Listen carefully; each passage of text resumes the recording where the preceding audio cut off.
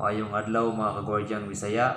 So salamat sa Ginoo nga gihatagan ta og maayong tempo, maayong panglawas og blessing sa matag adlaw aron padayon ta nga mabuhi. So welcome back sa ato ang gamay nga channel. So sa kato ang bag-o pa lang diri sa atong channel nga nasaag, palihog, like, comment, share, and subscribe. Apan sa dili pa ang kini atong gihimong video para lang kini sa katong mga baguhan pa lang nga security guard nga nangita og mga gamay ideya para sa ato ang profession nga security. So ato dayong sugdan, no, ang atong topic mahitungod sa rules of security guard and four must carry during tour of duty. So kung kita usa nga gwardya, kinahanglan kahibawatan ni aning atong rules sa usa ka kumpanya ug atong dal-unon habang kita nag-duty. So ang una, protector of life and properties, no, mao gyud ang number 1. Bisag asa nimo tan-awon sa code of conduct, code of ethics, sa pledge, security creed, tanan halos makita nimo ang protector of life and properties, no, tigpanalipod sa kinabuhi ug kabtangan sa ato ang mga employer. So mao gyud gana ang trabaho sa usa ka gwardya. Katabang sa balaod sa puwersa o assist law enforcer. So katabang ta sa pagpahigayon o pag-implement sa peace and order, no, bilang mga force multiplier. Guardian of peace and order, tigbantay sa kalinaw ug kahusay. So dili sinugdanan sa kasamok kundi tigbantay sa kalinaw ug kahusay. So mao kana ang gwardya. So sa tanang higayon naaman tayo ma-encounter, dili magyud malikayan nga do nagyoy mga tawo nga pilosopo, no, ato na nang palabyon kay og atoan ng tuwayan.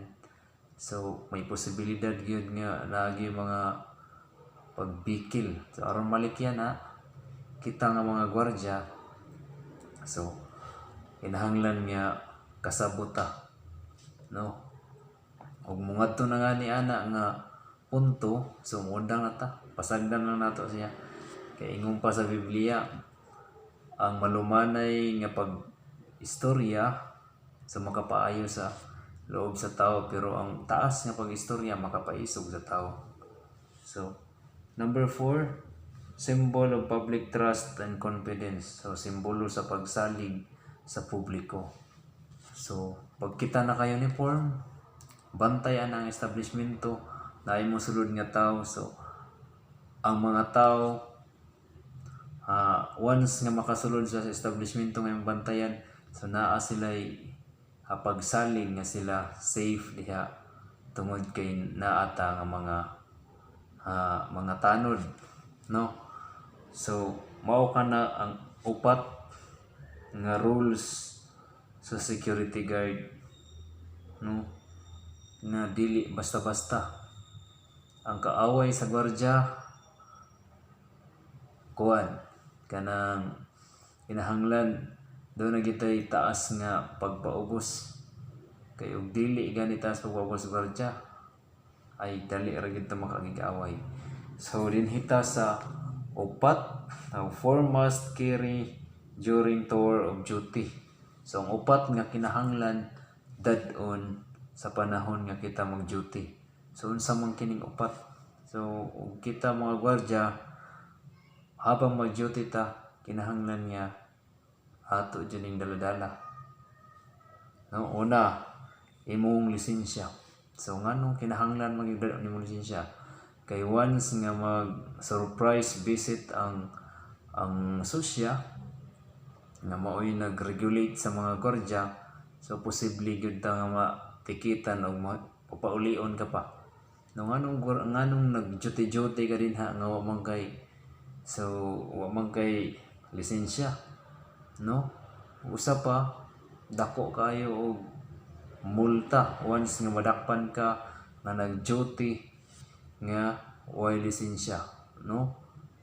Ang fine niya na o multa moabot sa 10 hangtod 50,000 ka piso, no?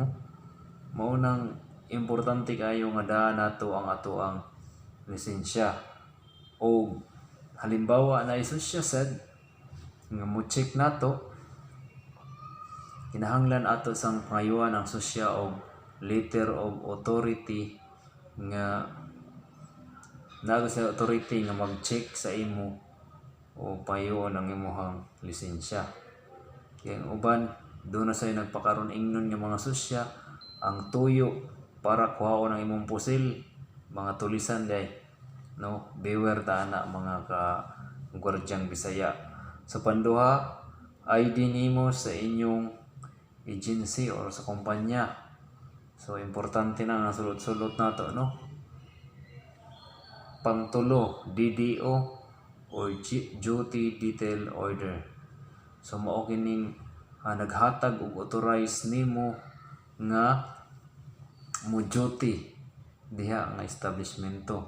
Ug wala ka na, so pwede tang paulion.